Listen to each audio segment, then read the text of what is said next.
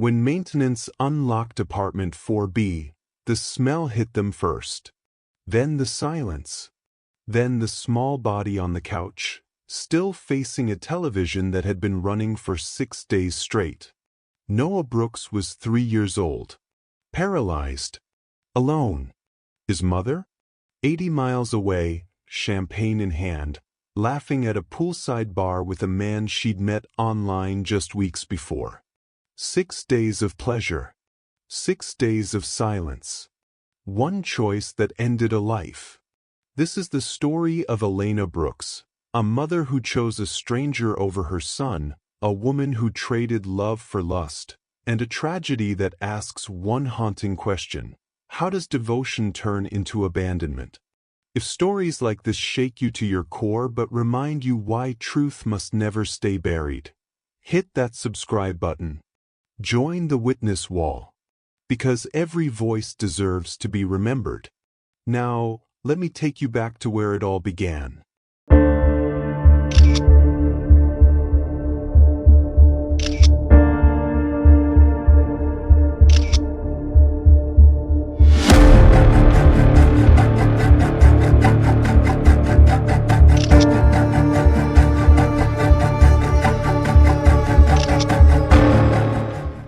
The maintenance supervisor at Riverside Towers had seen worse.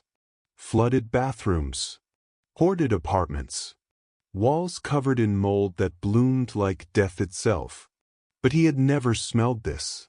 It seeped through the hallway on the 4th floor, thick and sweet and wrong. Residents had been complaining for 2 days. At first, management assumed it was trash. Someone forgot to take out the garbage before a long weekend. By the 3rd day, they knew better. Marcus Chen stood outside apartment 4B with a master key in his trembling hand. He knocked 3 times. No answer. He pressed his ear to the door and heard nothing but the faint hum of a television. He turned the key. The door swung open, and the smell hit him like a fist. He covered his mouth with his sleeve, eyes watering, and stepped inside. The apartment was dim. Curtains drawn.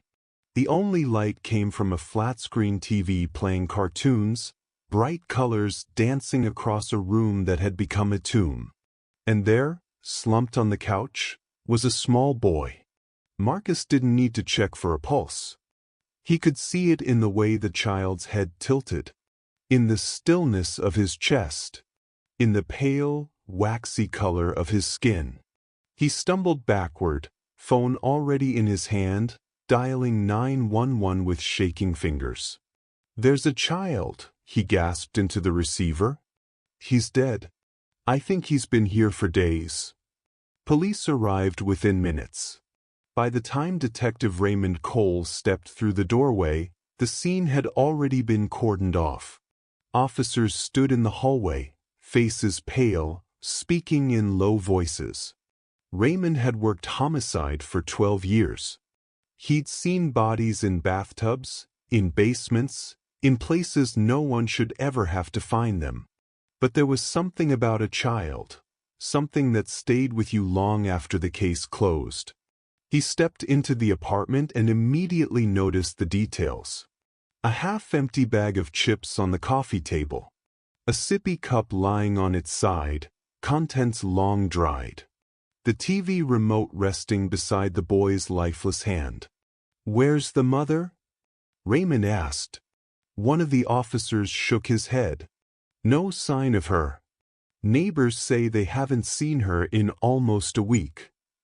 Raymond's jaw tightened. He moved closer to the couch, his trained eyes scanning the scene. The boy couldn't have been more than 3 or 4 years old. His legs were thin, unnaturally still. Raymond recognized the signs: paralysis, likely from an accident or illness. This child couldn't walk, couldn't run, couldn't even crawl to the door to call for help. He'd been left here, abandoned. "Find her," Raymond said quietly, his voice hard as stone. "Find the mother. Now." Within an hour, they had a name: Elena Brooks, 35 years old. Single mother. No criminal record. Neighbors described her as devoted, always seen pushing Noah in his wheelchair, always smiling. But Elena Brooks wasn't home. And when they pinged her phone, the signal came back from a location 80 miles away, a luxury hotel on the coast. Booked under a name that wasn't hers. 7 months earlier, Elena Brooks was a different woman. She lived alone with her son Noah in apartment 4B, the same place where his life would later end. Back then it was filled with laughter. Toys scattered across the living room floor. Children's books stacked on the coffee table. A small wheelchair parked by the door. Noah had been paralyzed in a car accident when he was 2. A drunk driver ran a red light, T-boning Elena's sedan on the passenger side. She walked away with bruises. Noah never walked again. The guilt never left her. She quit her job as a dental assistant to care for him full-time. Insurance covered some of his medical expenses, but not all. She took odd jobs, remote data entry, online tutoring, anything she could do from home while Noah slept or watched his favorite cartoons. Her friends admired her. "You're so strong," they'd say. "I don't know how you do it." Elena would smile and shrug. "He's my son. What else would I do?" But inside, she was drowning. The isolation crept in slowly. Weeks would pass without adult conversation. Her social life evaporated. Dates were impossible. No man wanted to take on a single mother with a disabled child. Or so she told herself. At night, after Noah fell asleep, Elena would sit on the couch and scroll through her phone. She watched videos of people traveling, dancing, living lives that felt impossibly far away. She was 35 years old, and she felt like her life was already over. Neighbors often heard Noah's laughter through the walls. He was a bright, cheerful boy despite everything. He loved dinosaurs and superheroes. He'd wave at anyone who passed by, his smile so wide it could melt the hardest heart. Mrs. Alvarez, who lived next door, would sometimes bring over homemade cookies. "For the little prince," she'd say, ruffling Noah's hair. Elena would thank her, always polite, always gracious. But Mrs. Alvarez noticed something else too, the tiredness in Elena's eyes. The way her hands trembled when she poured coffee. The weight of responsibility pressing down on her shoulders like a stone. "You need to take care of yourself too," Mrs. Alvarez told her once. Elena laughed it off. "I'm fine." "Really?" But she wasn't fine. She was exhausted. Lonely. Desperate for something, anything, to remind her she was still a woman, not just a caretaker. That desperation made her vulnerable. And vulnerability, as it turned out, was exactly what Trey Lawson hunted for. Elena met Trey on a Friday night in late February. She'd been scrolling through a dating app, something she'd downloaded weeks earlier but never had the courage to use. That night, after putting Noah to bed, she opened it, just to see if anyone out there might still find her interesting. Trey's profile caught her eye immediately. His photos showed a man in his mid-20s, lean and well-dressed. Sharp jawline. Confident smile. In one picture, he stood in front of a luxury car. In another, he held a glass of champagne at what looked like a rooftop party. His bio read, "Entrepreneur. Dream chaser. Life's too short to play it safe." Elena hesitated before swiping right. He was 10 years younger than her. Way out of her league. But before she could second-guess herself, her phone buzzed. "You have a match." Within minutes, Trey sent the first message. "You look like someone who's seen some things." "I like that." Elena stared at the screen, heart pounding. It had been so long since anyone flirted with her. Since anyone saw her as more than Noah's mom. They talked for hours that night. Trey was charming, attentive, funny. He asked about her life, listened to her complaints, made her feel seen. He told her about his businesses, vague descriptions of investments and startups that always seemed on the verge of taking off. He never asked about Noah. Not once. And Elena didn't bring him up. 2 weeks later, they met in person at a downtown bar. Elena had arranged for Mrs. Alvarez to watch Noah for a few hours, promising she'd be back before bedtime. Trey looked even better in person. He wore a tailored jacket, designer sneakers, cologne that smelled expensive. When he smiled at her, Elena felt something she hadn't felt in years, desirable. They drank. They laughed. Trey told stories about his travels, his plans, his vision for a life free from constraints. He made everything sound possible. Exciting. You deserve more than what you have, he told her, his hand resting on hers. You know that, right? Elena's chest tightened. She did know. She'd felt it every day for months. I have responsibilities, she said quietly. Trey leaned closer, his voice dropping to a whisper. Responsibilities don't have to be chains. That night, Elena went home and stared at Noah sleeping in his bed. She kissed his forehead, guilt twisting in her stomach. But when her phone buzzed with a text from Trey, "Can't stop thinking about you," that guilt faded, replaced by something else. Possibility. Freedom. She texted back, "Me too." And just like that, the door opened to a man who would destroy everything. The change didn't happen overnight. It crept in slowly, like water seeping through cracks. At first, Elena still maintained her routines. Noah's doctor appointments were kept. Meals were prepared on time. Bedtime stories were read with the same gentle voice. But then Trey started calling more often. Texting during the day. Asking when he could see her again. Elena began making excuses. Small ones at first. "Mrs. Alvarez, could you watch Noah for an hour? I need to run an errand." "Just one more night. I'll be home before he wakes up." The errands stretched into evenings. The evenings stretched into overnight stays. Trey would book cheap motels outside the city, places where they could disappear for a night. He paid for everything, or so it seemed. In reality, the credit cards he used were stolen, cycled through fake identities he'd built over years of scams. But Elena didn't know that. She only knew that for the first time in years, someone was treating her like she mattered. Noah's doctor appointments started getting missed. Elena would wake up the morning of a scheduled visit and realize she'd forgotten to set an alarm. Or Trey would call with plans that seemed too good to pass up. "I got us tickets to a concert tonight. Come on, live a little. He'll be fine." Kids are resilient. Bills began piling up on the kitchen counter. Electricity, water. Elena would glance at them and feel a surge of panic, then push it aside. She'd deal with it later. Tomorrow. Next week. Her friends started noticing. Texts went unanswered. Calls were declined. When they did reach her, Elena sounded distracted, distant.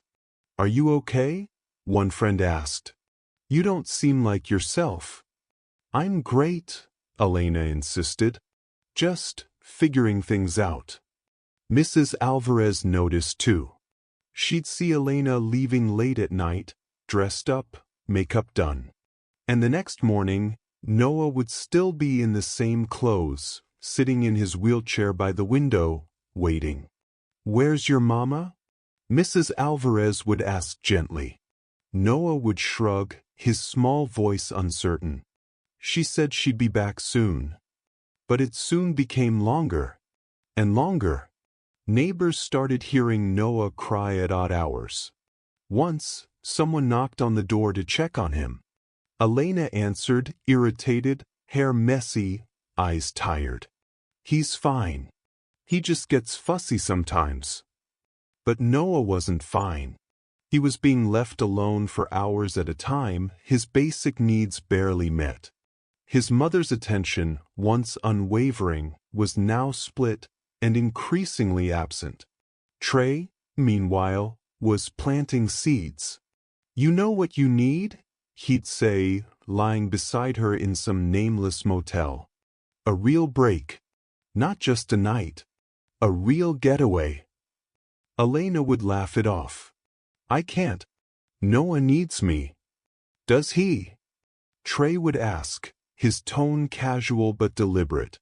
"Or does he just need someone? It doesn't have to be you every second."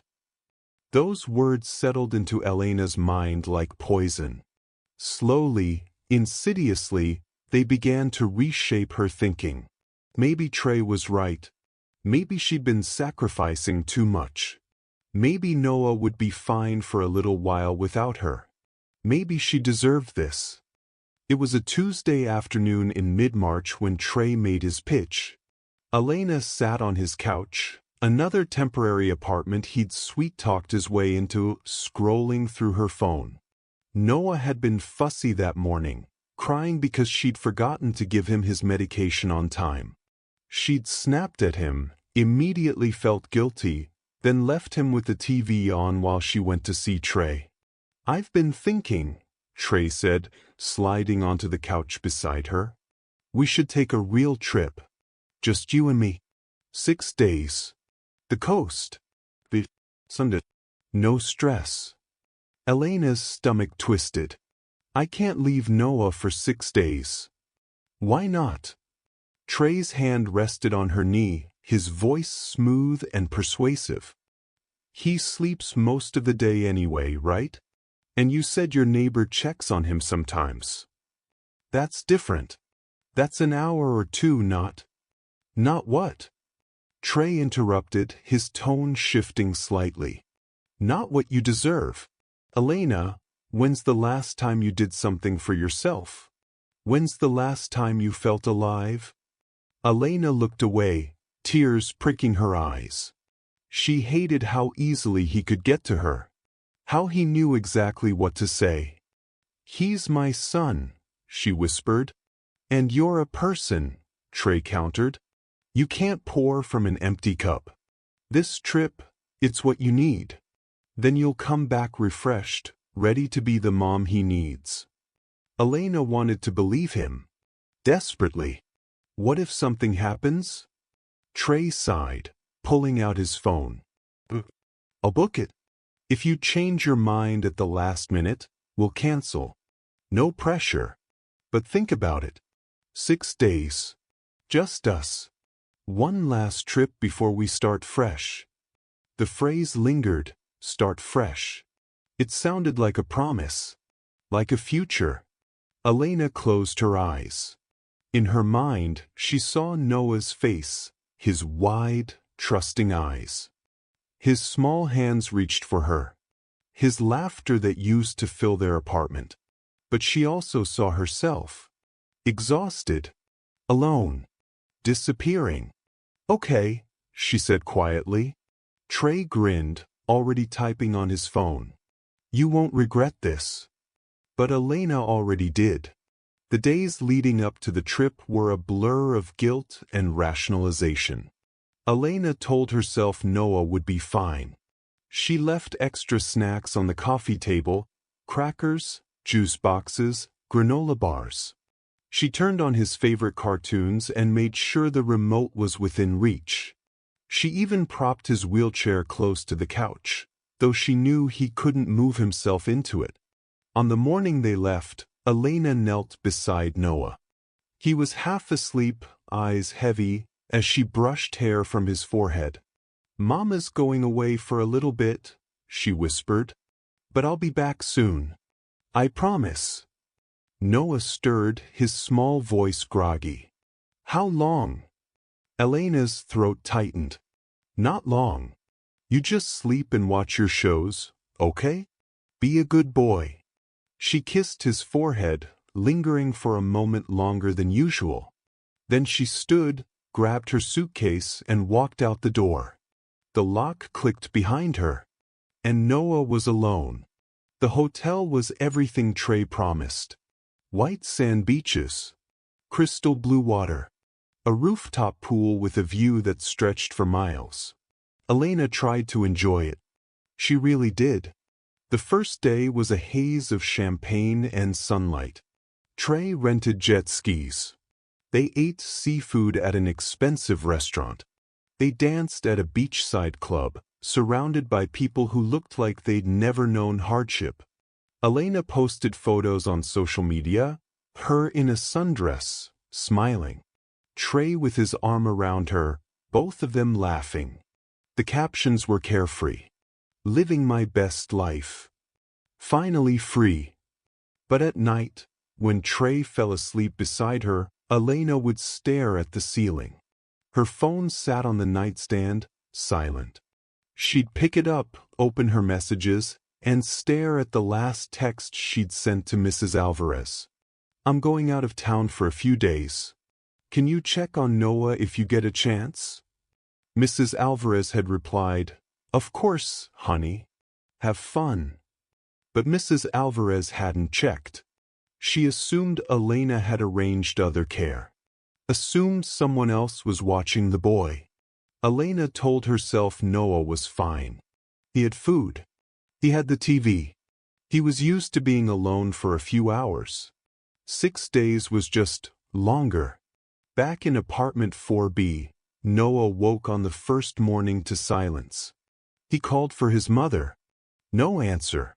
He tried to move, but his legs wouldn't obey. They never did. He reached for the sippy cup on the table, but it was just out of reach. He whimpered, then cried, then eventually went quiet. The cartoons played on. Bright, cheerful, oblivious. By the second day, Noah's cries had weakened. The snacks his mother left were gone. The juice boxes drained. His small body, already frail, began to shut down. He didn't understand why she wasn't coming back. He didn't understand that she'd chosen not to. On the third day, neighbors knocked. They'd heard faint sounds, a child's voice, maybe crying. But the door was locked. And they assumed Elena was inside, just busy. By the fourth day, the sounds stopped. Noah lay on the couch, eyes half open, staring at the TV screen. His breathing was shallow. His lips cracked and dry.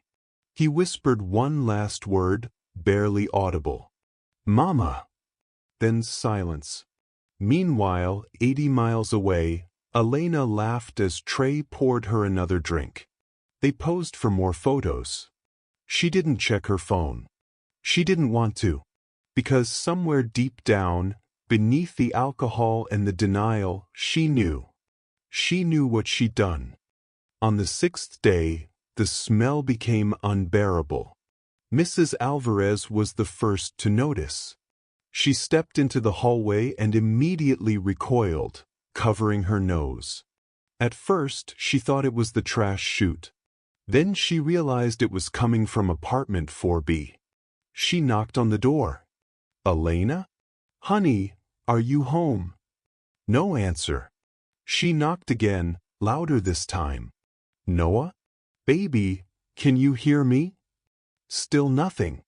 Panic began to set in. Mrs. Alvarez hurried downstairs to the building manager's office, her heart pounding. Something's wrong, she said breathlessly. In 4B. You need to check. Now. The manager, a man named Rick, sighed. Probably just garbage. People forget to. It's not garbage, Mrs. Alvarez snapped. I know what garbage smells like. This is different. Please. Rick grabbed his keys and followed her upstairs. The closer they got to 4B, the worse the smell became. By the time they reached the door, Rick's face had gone pale. He unlocked the door. The smell hit them like a wall. Mrs. Alvarez gagged, stumbling backward. Rick covered his mouth with his shirt and stepped inside. The apartment was dim. Curtains drawn. The only light came from the TV, still playing cartoons. And there, on the couch, was Noah. Rick didn't need to go closer. He could see from the doorway that the boy was gone. "Oh my God," he whispered. "Oh my God."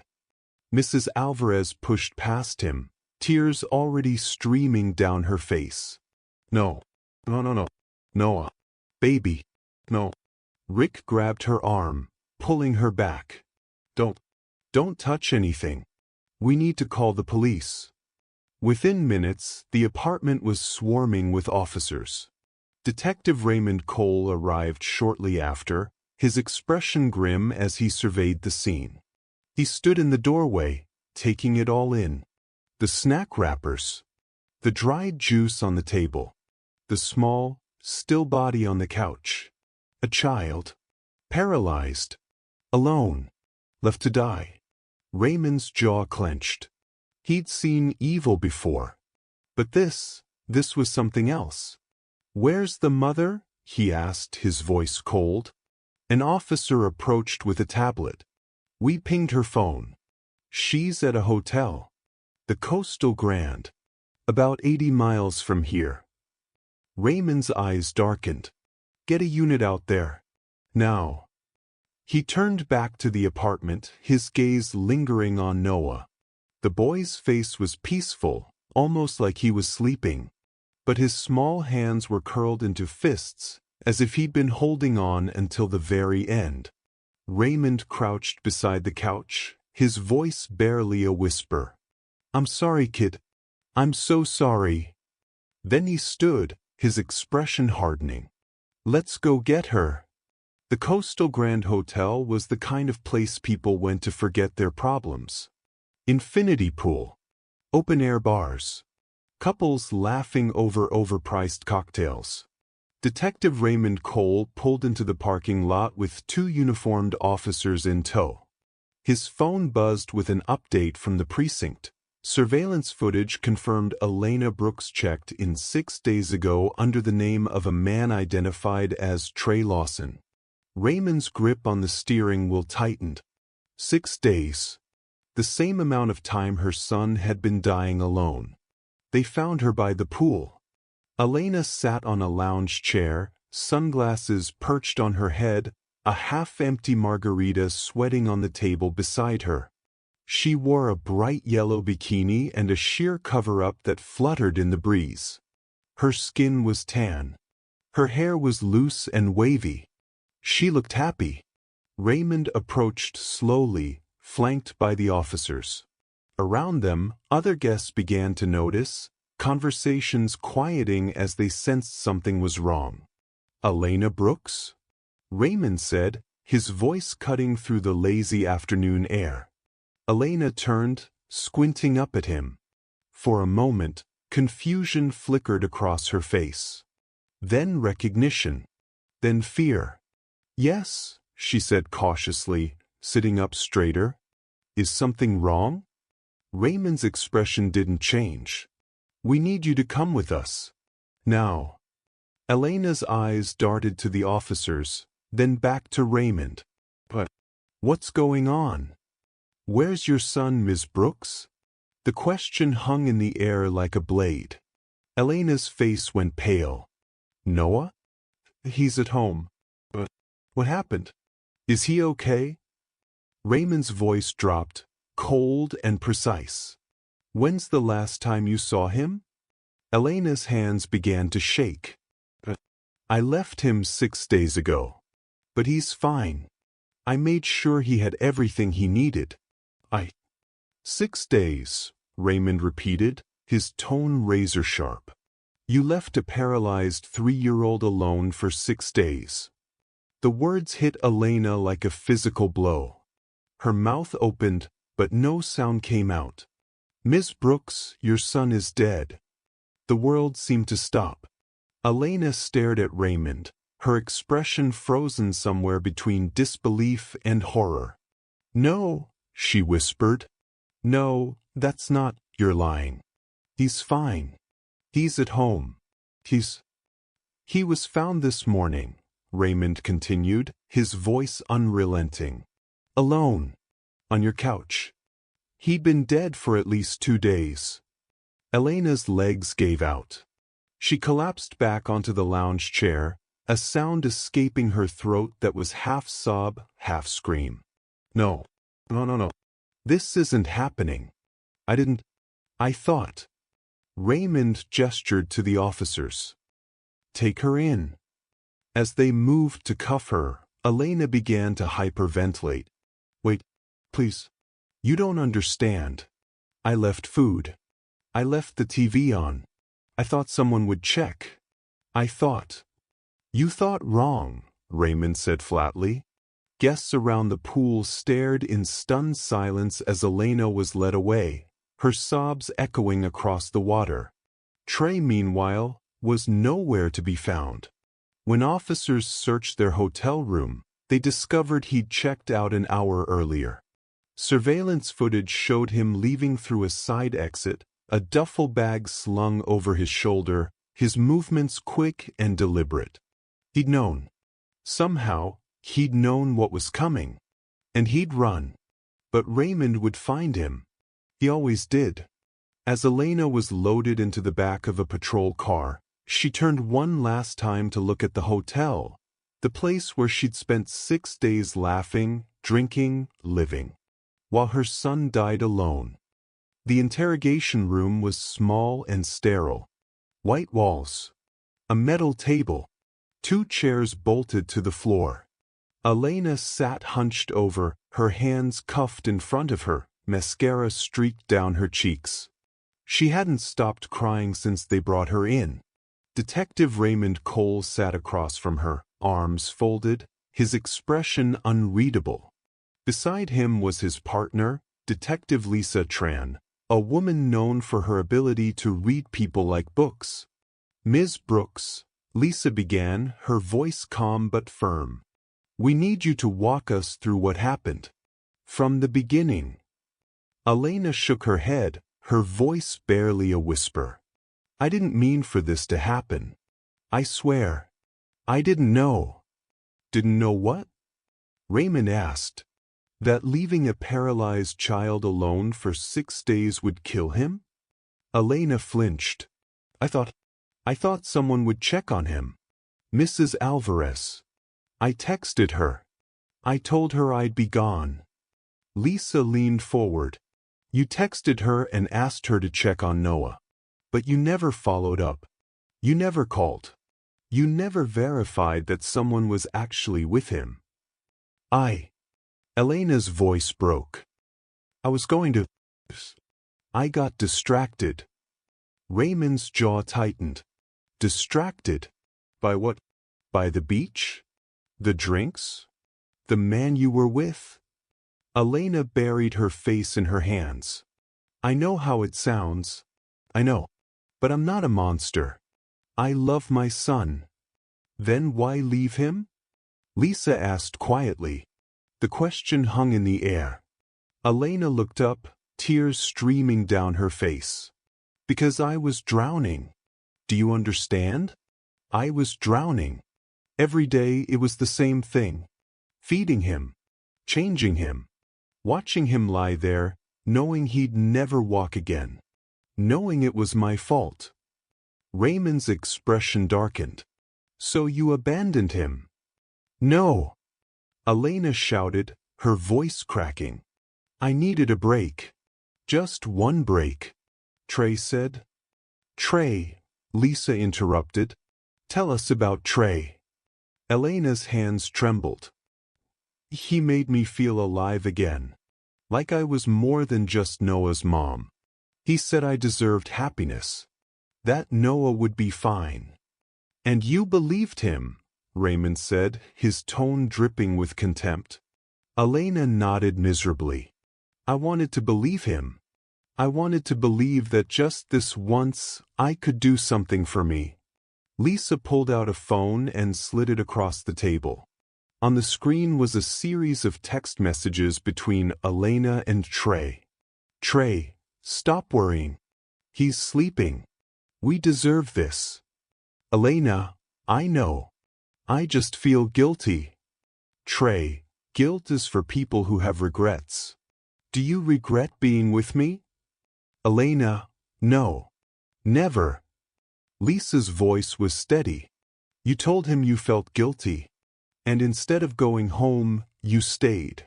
Why? Elena stared at the messages, her face crumpling. Because I was scared. Scared that if I left, he'd leave me. And I couldn't. I couldn't go back to being alone. Raymond stood abruptly, his chair scraping against the floor. Your son died alone. While you partied. While you posted pictures. While you chose a con artist over your own child. Elena sobbed. I didn't know he'd die. I swear. I didn't know. You didn't care, Raymond shot back. That's the truth, isn't it? You didn't care enough to check. The room fell silent except for Elena's broken cries. Outside the interrogation room, officers whispered. The case was already making headlines. The photos from Elena's social media, her smiling, carefree, juxtaposed with the image of a small, lifeless boy. Public outrage was swift and brutal. But the case was far from over. Because Trey Lawson was still out there. And Detective Raymond Cole wasn't done yet. 3 months later, the trial began. The courtroom was packed. Journalists filled the gallery. Cameras lined the hallway outside.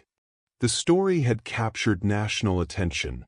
A mother who abandoned her disabled son to party with a younger man. Elena sat at the defense table, thin and hollow-eyed. She'd lost weight in jail. Her hair, once styled and vibrant, hung limp around her face. She wore a simple blouse and slacks, her hands folded tightly in her lap. Across the room, the prosecution sat ready. District Attorney Marcus Reeves was a man known for his relentless pursuit of justice. He'd built his case meticulously, every piece of evidence designed to paint Elena as a selfish, negligent mother. The judge, a stern woman named Margaret Ellis, called the court to order. The People versus Elena Brooks. Charges include second-degree murder through criminal neglect, child endangerment, and abandonment. How does the defendant plead? Elena's lawyer, a public defender named David Cho, stood. Not guilty, Your Honor. A murmur rippled through the courtroom. The trial lasted 2 weeks. The prosecution opened with a devastating presentation. Photos of Noah's body. The autopsy report detailing dehydration, starvation, and organ failure. Testimony from the medical examiner describing the slow, agonizing way a child dies when left without care. Marcus Reeves stood before the jury, his voice steady and cold. Noah Brooks was 3 years old. He couldn't walk. He couldn't feed himself. He couldn't call for help. He depended entirely on his mother. And his mother chose to leave him. Not for an emergency. Not for work. But for pleasure. He pulled up Elena's social media photos, her laughing at the beach, holding cocktails, kissing Trey. These were taken while Noah was dying. While he called for his mother. While he suffered. The jury stared at the photos, some members visibly shaken. The defense tried a different angle. David Cho painted Elena as a victim, a woman manipulated by a predatory con man. He called psychologists who testified about coercive control, about how Trey had isolated Elena, convinced her she was worthless without him. Elena Brooks made a terrible mistake, David said during his opening statement. But she is not a murderer. She is a woman who was broken, manipulated, and led to believe that her son would be cared for. He called Mrs. Alvarez to the stand. Did Elena ask you to check on Noah? David asked. Mrs. Alvarez nodded, tears in her eyes. Yes, but I thought she meant just a quick look. I didn't know she'd be gone for days. Did you check on him? Mrs. Alvarez's voice cracked. No. I thought someone else was with him. I thought. She broke down, unable to continue. The courtroom was silent. But the prosecution wasn't swayed. Marcus Reeves called Detective Raymond Cole to the stand. Raymond described the scene, the smell, the stillness, the small body on the couch. In your professional opinion, Detective, did Elena Brooks know what would happen if she left her son alone? Raymond's answer was immediate. She knew. And she did it anyway. The trial became a battleground of morality. Was Elena evil? Or was she a victim herself, manipulated by a man who preyed on her vulnerabilities? The media debated. Social media exploded with opinions. Some called for the death penalty. Others demanded empathy. But in the end, the question wasn't about what Elena intended. It was about what she'd done. And what she'd done was let her son die. While Elena's trial dominated headlines, another story was quietly unraveling. Trey Lawson, real name Trevor Michael Lawson, had been on the run for 3 weeks when federal agents finally caught up with him in Nevada. He was using another stolen identity, staying at a budget motel under the name James Rivera. He'd already found his next target, a divorced woman in her 40s who worked as a nurse. He was 2 dates in when the FBI kicked down his door. Detective Raymond Cole flew out to interview him. The man he found sitting in the interrogation room bore little resemblance to the confident charmer from Elena's photos. Trey looked tired, his sharp jawline now shadowed with stubble. But his eyes still held that calculating gleam. "I want a lawyer," Trey said the moment Raymond sat down. "You'll get one," Raymond replied calmly. "But I thought you might want to know, Elena's facing life in prison. For something you convinced her to do." Trey's expression didn't change. "I didn't convince anyone to do anything." Raymond slid a folder across the table. Inside were printouts of text messages, financial records, and surveillance photos. "You've done this before, haven't you?" Raymond said. "Different women. Different cities. Always the same pattern. You find someone vulnerable. Someone lonely. You make them feel special. Then you drain them dry." Trey leaned back in his chair, a slight smirk on his lips. "I don't know what you're talking about." Raymond opened the folder and began laying out documents. Cincinnati, 2021. Sandra Hayes, 42. You convinced her to take out a loan for your business venture. She never saw the money again. You disappeared before she could report it. He laid out another document. Phoenix, 2022. Michelle Torres, 38. You moved into her apartment, racked up $15,000 in credit card debt in her name, then vanished. Trey's smirk faded slightly. St. Louis, 2023. Jennifer Kim, 41. You talked her into withdrawing her retirement savings. Said you'd invest it. She lost everything. Raymond leaned forward. "You're not just a con man, Trey. You're a predator. You hunt for broken women and you destroy them." "They made their own choices," Trey said coldly. "Did they?" Raymond's voice hardened. "Or did you manipulate them into believing they had no other option but to trust you?" Trey said nothing. Raymond pulled out one final document, a timeline. You met Elena on February 18th. By March 1st, she'd stopped attending Noah's medical appointments. By March 10th, she'd maxed out 2 credit cards, both used to pay for trips you planned. And on March 21st, you convinced her to leave her paralyzed son alone for 6 days. Trey's jaw tightened. "I didn't tell her to leave her kid." "No," Raymond agreed. You just made her believe that he didn't matter as much as you did. The room fell silent. Finally, Trey spoke, his voice flat. She wanted an escape. I gave her one. What she did with it isn't on me. Raymond stood, gathering his files.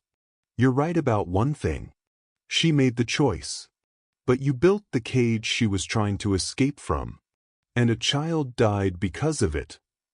Trey was eventually charged with wire fraud, identity theft, and conspiracy to commit fraud across state lines. He faced decades in federal prison. But unlike Elena, he showed no remorse. No guilt. No recognition of the life lost because of his games. To him, Noah was just collateral damage in a con that went too far. The prosecution rested after 10 days of testimony. The evidence was overwhelming. The photos, the texts, the timeline of neglect. Now it was the defense's turn. David Cho had one last card to play, Elena herself. Against his advice, Elena insisted on testifying. She wanted the jury to hear her side. To understand. David tried to warn her. They'll tear you apart up there. Reeves will make you relive every moment. Are you sure? Elena nodded, her voice hollow. I need them to know I'm not a monster. The courtroom fell silent as Elena took the stand. She wore a simple gray dress, no makeup, her hair pulled back. She looked like a ghost of the woman in those beach photos. Marcus Reeves approached slowly, like a predator circling wounded prey. Ms. Brooks, he began, his tone deceptively gentle. How long had you been planning to leave Noah alone? I wasn't planning it, Elena said quietly. It just happened. It just happened, Reeves repeated. You packed a suitcase. You made hotel reservations. You left food out for your son. But it just happened. Elena's hands trembled. I didn't plan for it to go the way it did. What did you plan? I thought someone would check on him. I thought he'd be okay. Reeves pulled out his phone. You sent one text to Mrs. Alvarez. What? And then you never followed up. You never called. You never verified. Why? Elena's voice cracked. I was scared too. I was scared that if I called, she'd tell me something was wrong, and I'd have to go back. And you didn't want to go back. Elena's eyes filled with tears. I didn't know how to anymore. Reeves moved closer. You posted 17 photos on social media during those 6 days. 17. Each one showed you smiling, laughing, enjoying yourself. Were you thinking about Noah in any of those moments? Elena covered her face with her hands. I tried not to. You tried not to think about your paralyzed son, alone in an apartment, unable to move, unable to call for help. I couldn't, Elena sobbed. I couldn't think about it because if I did, I'd have to face what I was doing. And what were you doing, Ms. Brooks? Elena looked up, tears streaming down her face. I was choosing myself over him. I was choosing to feel alive over keeping him alive. The courtroom was silent. Reeves pressed on. Did Trey Lawson force you to stay at that hotel? No. Did he threaten you? No. Did he physically prevent you from leaving? Elena's voice was barely a whisper. No. Then why didn't you go home? Elena broke completely. Her shoulders shook as she cried, her words coming in gasps. Because I was scared. I was scared that if I left Trey, I'd go back to being nothing. Just Noah's mom. Just the woman whose life ended at 35 because of one car accident. I was scared that I'd never feel wanted again. She looked at the jury, her eyes pleading. I know how selfish that sounds. I know. But I was drowning. And Trey made me feel like I could breathe. So you let your son suffocate instead, Reeves said coldly. Elena crumpled. I didn't think he'd die. I swear. I thought he'd be uncomfortable. Maybe scared. But I didn't think. You didn't think, Reeves agreed. That's the problem, Ms. Brooks. You didn't think about Noah at all. He turned to the jury. She thought about herself, her needs, her desires, and a 3-year-old boy paid the price. David Cho tried to repair the damage during the redirect, asking Elena about the abuse she endured, the manipulation, and the way Trey had isolated her from friends and family.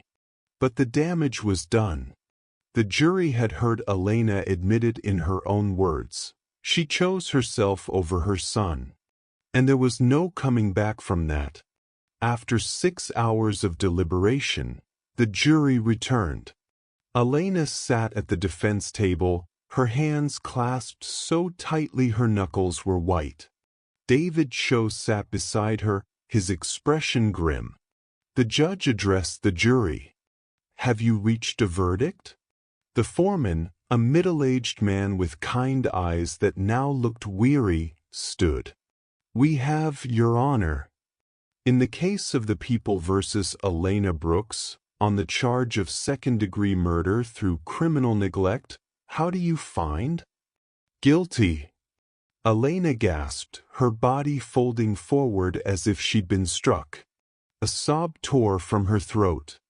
On the charge of child endangerment, how do you find? Guilty. On the charge of child abandonment, how do you find? Guilty. The courtroom erupted. Some spectators cheered. Others wept. Journalists rushed to file their stories. Elena collapsed onto the table, her cries echoing through the room. David Cho placed a hand on her shoulder, but there was nothing he could say. Nothing that would change what had just happened. Judge Ellis banged her gavel. Order. Order in the court. The room gradually quieted.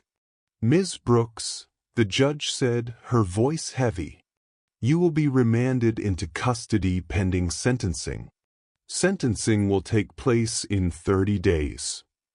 As bailiffs moved to escort Elena out, she turned toward the gallery. Her eyes found Mrs. Alvarez, who sat in the back row, tears streaming down her face. I'm sorry, Elena mouthed. I'm so sorry. But Mrs. Alvarez looked away. Elena was led from the courtroom in handcuffs, her sobs fading as the doors closed behind her. Outside, reporters swarmed. The headline was already written, Guilty. Mother who abandoned paralyzed son to party convicted of murder. Detective Raymond Cole stood in the back of the courtroom, watching as the spectators filed out. He felt no satisfaction. No sense of victory.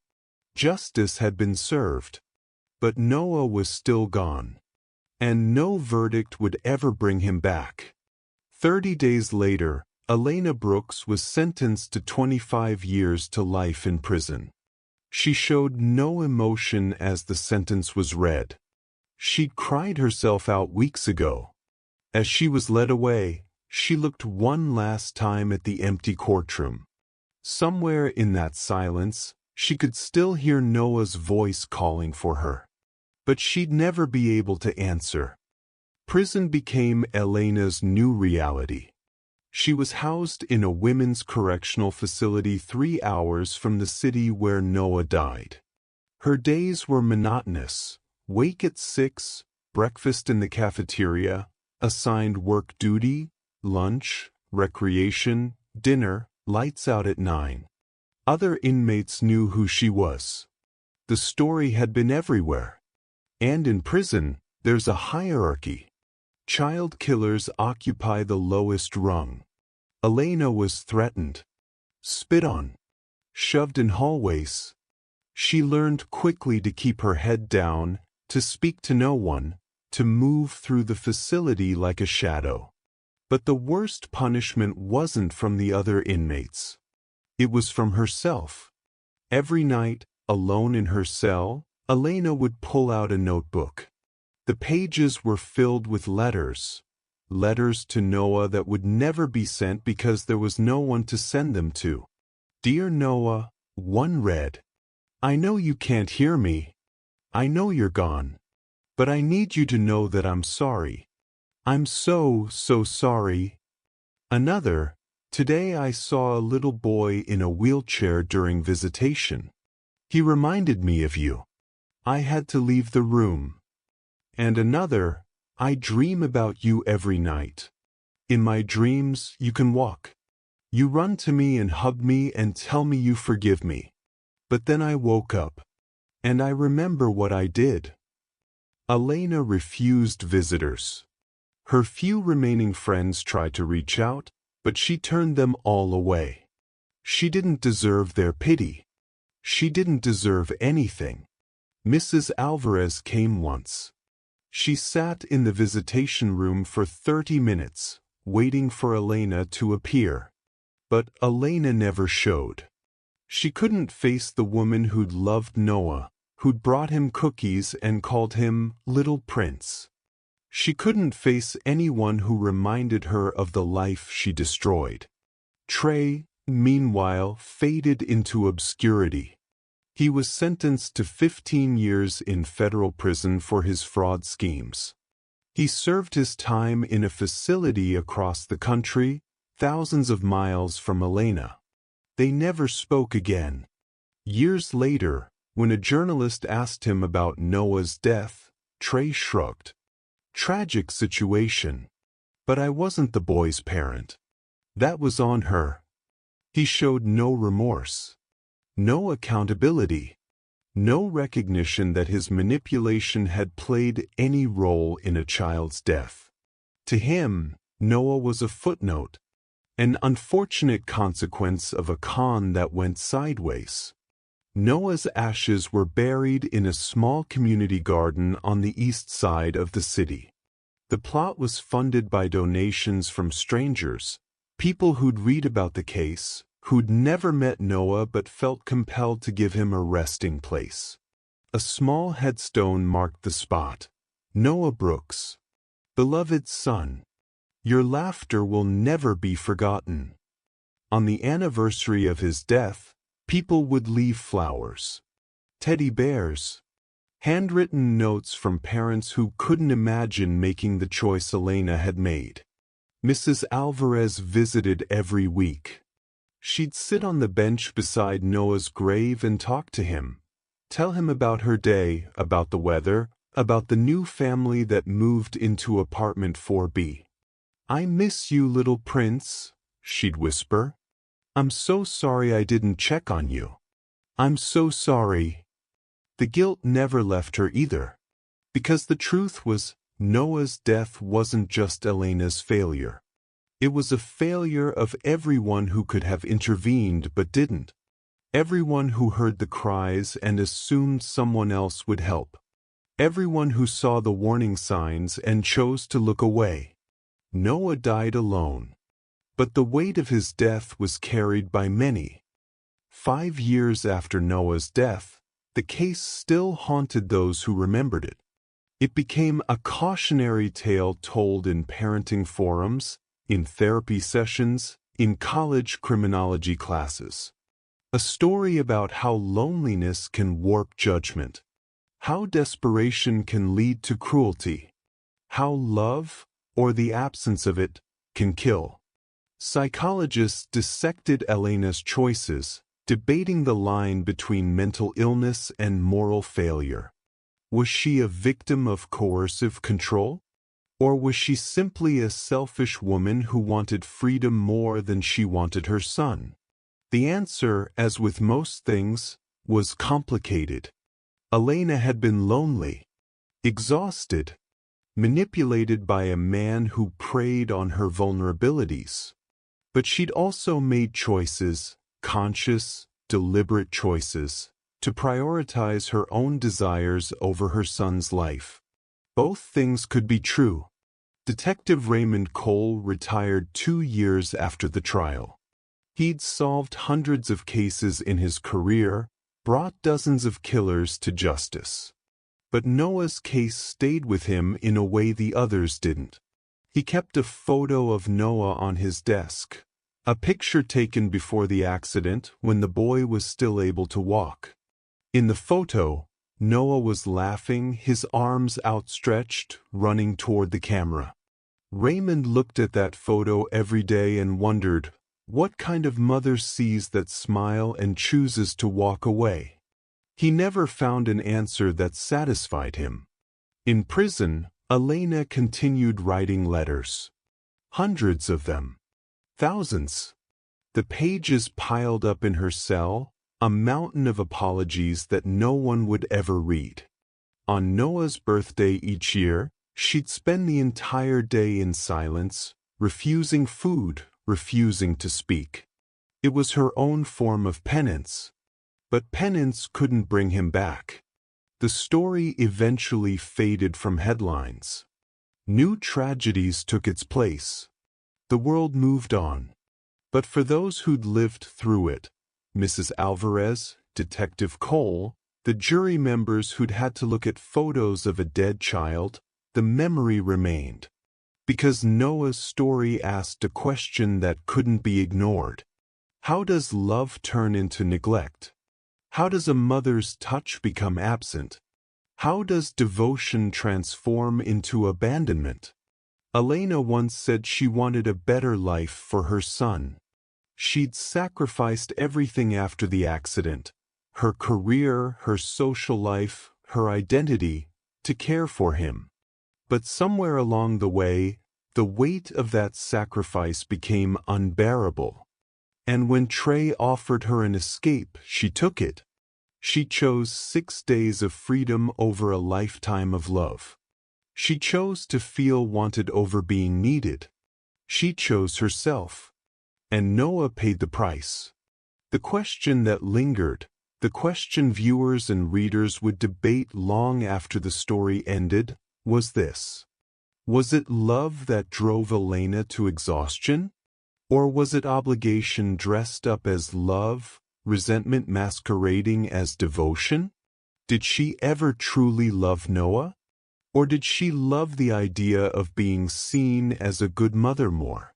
And if she did love him, truly, deeply love him, how could she have left? How could she have heard his voice in her mind, calling for her, and chosen to stay away? The answer, perhaps, was simpler and more devastating than anyone wanted to admit. She was human, flawed, broken, selfish. She was a woman who craved connection so desperately that she sacrificed the one person who loved her unconditionally. She was a mother who forgot that being a parent isn't just about feeding and clothing and keeping a child alive. It's about showing up, even when you're tired, even when you're lonely, even when the weight feels unbearable. It's about choosing them, every single day. And Elena stopped choosing. Noah's voice called out in that apartment for days. He called for his mama. He waited for her to come through the door, to pick him up, to tell him everything would be okay. But she never came. And in the end, that silence, the silence of a mother who chose not to hear, was what killed him. The lesson left behind wasn't about manipulation or coercion. It wasn't about con men or cautionary tales. It was about responsibility, about the sacred weight of caring for someone who cannot care for themselves. It was about the truth that some choices can never be undone. Some mistakes can never be forgiven. Elena Brooks would spend the rest of her life writing letters to a son who would never read them. Trey Lawson would serve his time and likely find another vulnerable woman to exploit. Detective Raymond Cole would carry Noah's photo with him until the day he died. And Mrs. Alvarez would visit that small grave every week, leaving flowers for a little prince who deserved so much more than the world gave him. Noah Brooks was 3 years old when he died. He loved dinosaurs, and superheroes, and cartoons that played on a loop while he slowly faded away. He was paralyzed, but his spirit wasn't broken. He smiled. He laughed. He loved it. Until the day his mother chose to leave. And now, all that remains of him is a headstone in a community garden, a case file in a detective's archive, and a question that echoes through every parent's mind. Would you have stayed? Because in the end, that's the only question that matters. Elena didn't, and Noah died alone. If this story reminded you why truth matters, why justice matters, why every voice, even the smallest, deserves to be heard, then you're part of something bigger than just a viewer. You're a witness. Hit that subscribe button. Join the witness wall. Because here, no story is forgotten. No voice is left silent. And every truth, no matter how painful, deserves to be told. Thanks for tuning in to The Witness Wall. If you're new to this channel, kindly like and subscribe for more gripping true crime stories. Don't miss out. Subscribe now for more thrilling investigations.